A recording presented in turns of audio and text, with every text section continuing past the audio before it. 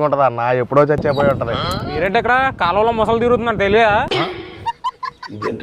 ముసలా ఎవరు చూశారు? చూడడం ఏంటి, ఇప్పుడే ఒకరిని చంపేసింది అక్కడ. చంపేసిందా?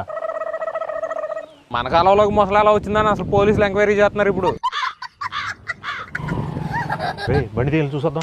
నేను ఎవరిని డ్రైవర్ని ఏంటన్నా, అసలు టెన్షన్లో ఉంటే బండి తీయాలంట.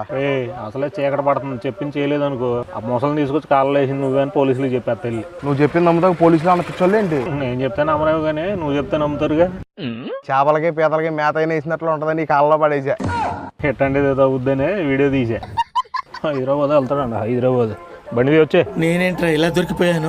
వాడు గుర్తుపెట్టుకో, ఎప్పటికైనా మనిషికి మనిషే సహాయం చేసుకోవాలి. స్వతహాగా చేస్తే దాన్ని సహాయం అంటారు కానీ అలా బెదిరించి బలవంతంగా బండి తోలిస్తే దాన్ని బ్లాక్మెయిల్ అంటారు. అనేవాళ్ళు 100 అంటారు రా. అవన్నీ ఇనుకుంటా కూర్చుంటే నీకులాగానే ఎవడో ఒకటి బండి తోలుకుంటా బంటి మిల్లోనే బతకాల్సి వస్తుంది. సరిపోయారు ఇద్దరు, సాగుతుంది మీకు అలాగా.